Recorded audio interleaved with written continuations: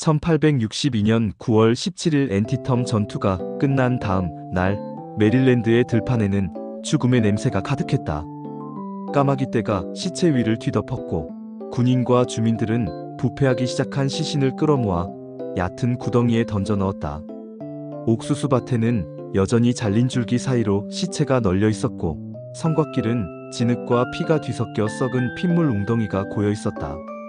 번즈사이드 다리 근처의 강물은 여전히 붉게 물들어 흐르고 있었다. 북군 병사들은 멍한 눈빛으로 들판을 거닐었고 어떤 이는 전우의 주머니에서 편지를 꺼내 접어 가슴에 넣었다. 그 편지의 수신인은 결코 다시 그를 만날 수 없을 가족이었다. 군사적으로 이 전투는 승리라 부르기 어려웠다.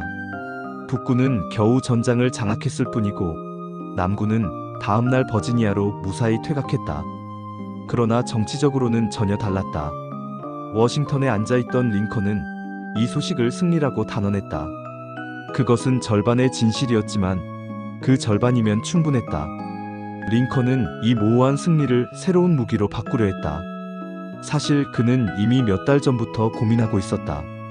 전쟁의 목적을 단순히 연방 보존에만 두어서는 안 된다고. 북부의 젊은이들이 왜 죽어야 하는가?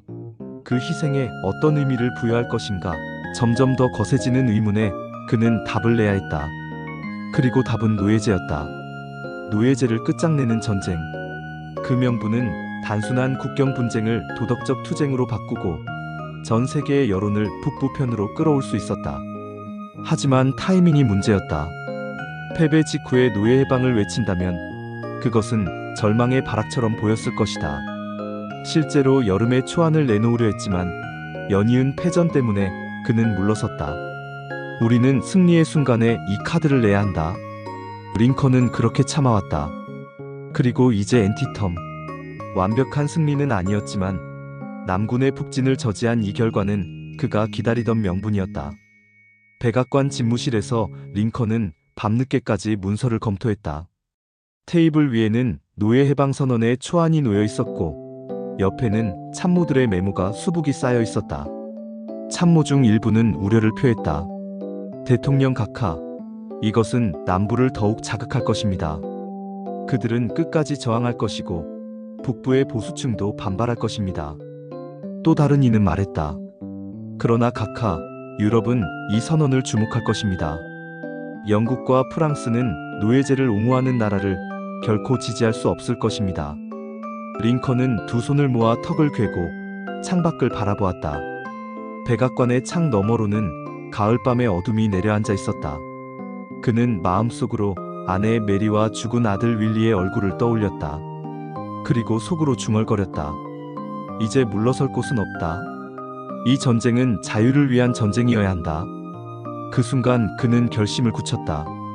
엔티텀에서 흘린 피 위에 새로운 시대를 세우겠다고. 그리고 그 선언은 미국을, 더 나아가 세계를 바꿀 도화선이 될 것이었다. 1862년 9월 22일 워싱턴 백악관. 늦은 오후의 햇살이 창문을 비스듬히 뚫고 들어와 집무실 안을 붉게 물들였다.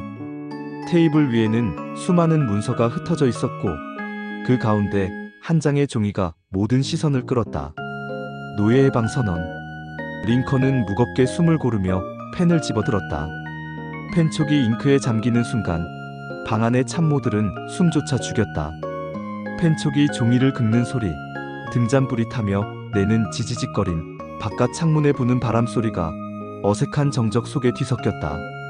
링컨의 글씨는 삐뚤삐뚤했지만 그 이름이 쓰이는 순간 미국의 운명은 바뀌고 있었다. 문서의 핵심은 단순했다. 반란을 일으킨 주의 모든 노예는 자유롭다. 하지만 그 문구의 울림은 단순하지 않았다. 선언은 북군이 점령하지 못한 지역에만 적용되었고 이미 연방에 남아있던 국경 노예주는 예외로 남았다. 당장 모든 노예가 자유로워지는 것은 아니었다. 그러나 대통령의 서명으로 미국 정부가 노예제를 공식적으로 부정했다는 사실, 그것이 시대를 갈랐다. 백악관에서 멀지 않은 거리, 신문사 편집국은 분주했다. 활판 인쇄기가 요란하게 돌아가고 잉크 냄새가 코를 찔렀다. 인쇄들은 땀을 뻘뻘 흘리며 금속 활자를 조립했다. 종이가 기계에서 뿜어져 나오자 편집장은 크게 외쳤다. 속보, 대통령, 노예해방선언 서명. 활자가 찍힌 신문이 거리에 쏟아져 나왔다. 구두 닦기 소년부터 은행원까지 모두가 신문을 집어들었다. 어떤 이는 감격에 찬 얼굴로 읽어내려갔고 또 다른 이는 신문을 구겨 길바닥에 던지며 씩씩거렸다. 내 아들이 흑인을 위해 죽으라는 건가? 그 무렵 북군 진영 전역 모닥불 옆에서 병사들이 낡은 신문을 돌려 읽었다. 불빛 속에서 군복은 찢어져 있었고 얼굴은 피로로 그을려 있었다. 한 젊은 병사가 신문을 읽고 고개를 들며 말했다. 우린 이제 자유를 위해 싸우는 거야. 그러나 옆에 있던 병사가 이를 갈았다. 난 연방을 지키려 입대한 것이지 흑인들을 위해 죽으려고 온 게 아니야. 모닥불이 탁탁 소리를 내며 터졌고 긴 침묵이 이어졌다. 병사들 사이에서도 전쟁의 의미가 달라지고 있었다. 남부의 농장에서는 이 소식이 전혀 다른 방식으로 퍼져나갔다. 면화밭에서 땀을 흘리던 노예들이 서로 눈빛을 교환했다. 밤이 되자 허름한 오두막 뒤편에 몇 명이 모였다. 개 짖는 소리를 피해 속삭임으로만 이야기를 주고받았다. 대통령이 우리를 자유롭게 했다더라. 쇠사슬이 발목에서 덜그럭거렸지만 눈빛은 달라졌다. 어떤 이는 며칠 후 밤을 틈타 목숨을 걸고 북쪽으로 도망쳤다. 어떤 이는 당장 달아나지 못했지만 내일이 달라질 수 있다는 희망 하나로 다음 하루를 버텼다. 북군 진영에는 이런 도망 노예들이 몰려들기 시작했다. 피투성이 발로 수십 킬로미터를 걸어온 이들이 진흙 위에 무릎을 꿇고 병사들에게 말했다. 나를 자유롭게 해달라. 어떤 병사는 그들을 일으켜 세우며 물과 빵을 내밀었다. 그러나 모든 이가 환영한 건 아니었다. 우린 이미 먹을 것도 모자라다라며 불만을 터뜨리는 이도 있었다. 하지만 부정할 수 없는 변화가 있었다. 이들은 더 이상 단순한 도망자가 아니었다. 북군의 대의와 전쟁의 명분을 상징하는 존재가 되었다. 대서양 건너 런던. 신문 가판대 앞에 군중이 몰렸다. 인쇄기가 쏟아낸 신문을 사람들이 서로 잡아채듯 받아들었다. 노동자들이 목청을 높였다. 우리는 노예제를 반대한다. 구호가 거리의 벽을 울리며 번져나갔다. 술집 창문이 흔들리고 마차 위의 마부들까지 고개를 돌렸다. 런던의 안개 속에서 군중의 함성은 파도처럼 부풀어 올랐다. 영국 정부의 고위 관료들은 침묵으로 서로의 얼굴만 바라보았다. 이제 남부를 공개적으로 지지하는 건 불가능했다. 앤티텀에서 흘린 피가 흘러내려 워싱턴의 종이 위로 잉크가 되었고 그 잉크가 다시 대서양을 건너 런던과 파리의 거리를 울렸다. 한 장의 문서가 병사들의 대화, 노예들의 귓속말, 인쇄기의 굉음, 런던의 구호로 이어지는 거대한 파장을 일으키고 있었다. 1863년 1월 1일 백악관 집무실. 겨울 햇살이 희미하게 창문을 비스듬히 비추고 있었다. 링컨은 책상 앞에 앉아 있었다. 손에 든 펜은 무겁게 떨렸고 등잔불의 흔들림이 그의 그림자를 길게 느렸다.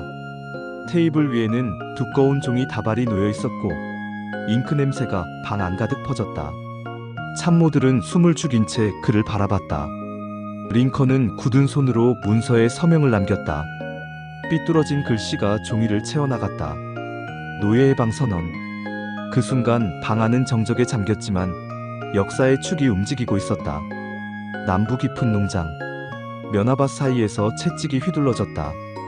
바람에 실려온 먼지가 해를 가리고 노예들의 땀방울이 흙바닥에 떨어졌다. 주인은 고함을 질렀다. 거짓말이다. 북군의 속임수다. 그러나 그 말이 밭을 채우는 사슬소리와 신음보다 강하지는 못했다. 밤이 되자 노예들은 오두막 뒤편에 몰래 모였다. 횃불 하나 없이 달빛만 의지한 모임. 바람에 흔들리는 면화 사이로 속삭임이 이어졌다. 대통령이 우리를 자유롭게 했다더라. 그 작은 속삭임이 채찍보다 깊이 파고들었다. 북군 진영. 한쪽에는 신문이 돌고 있었다.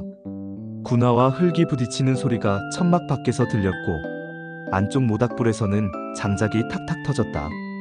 병사들은 그 신문을 불빛에 비추며 읽었다. 어떤 이는 주먹을 불끈 쥐고 외쳤다. 우린 자유를 위해 싸운다. 그러나 옆자리 병사는 고개를 저었다. 난 연방을 지키려 입대한 거지. 흑인들을 위해 죽으려는 게 아니야. 순간 모닥불이 붉게 타오르며 그들의 얼굴을 갈라놓았다. 말없는 병사들은 장작 불만 똑바로 바라보았다.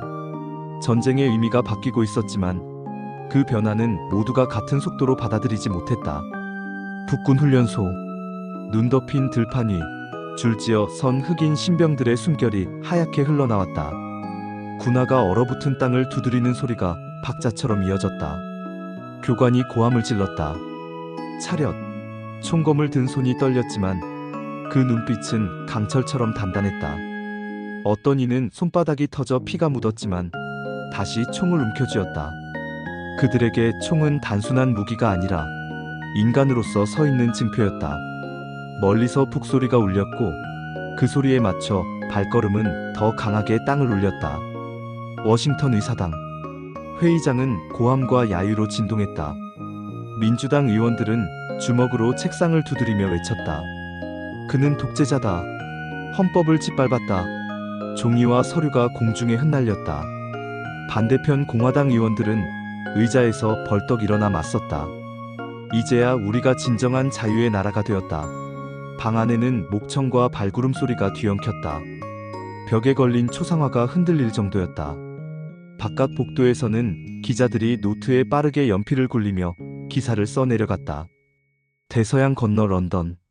신문 가판대 앞에 군중이 몰렸다. 인쇄기가 쏟아낸 신문을 사람들이 서로 잡아채듯 받아들었다. 노동자들이 목청을 높였다. 우리는 노예제를 반대한다. 구호가 거리의 벽을 울리며 번져나갔다. 술집 창문이 흔들리고 마차 위의 마부들까지 고개를 돌렸다. 런던의 안개 속에서 군중의 함성은 파도처럼 부풀어 올랐다. 영국 정부의 고위 관료들은 침묵으로 서로의 얼굴만 바라보았다. 이제 남부를 공개적으로 지지하는 건 불가능했다. 다시 워싱턴. 링컨은 늦은 밤 집무실에 홀로 앉아 있었다. 창밖에는 겨울바람이 창틀을 두드리고 등잔불은 바람결에 흔들렸다. 책상 위에는 전선에서 도착한 사망자 명단과 신문들이 쌓여 있었다. 그는 손끝으로 문서 더미를 넘기다 멈췄다. 깊은 주름진 얼굴에 그림자가 드리워졌다. 피곤한 눈동자가 흔들렸지만 그의 목소리는 낮게 단단하게 흘러나왔다. 우리는 연방을 지키는 것이 아니다. 자유를 지키는 것이다. 그의 말은 방 안에서 메아리쳤다. 노예 해방선언 이후 전쟁은 돌이킬 수 없는 길에 들어섰다. 총과 대포의 굉음 속에서도 채찍과 사슬의 소리 너머에서도 이제는 자유라는 단어가 울리고 있었다.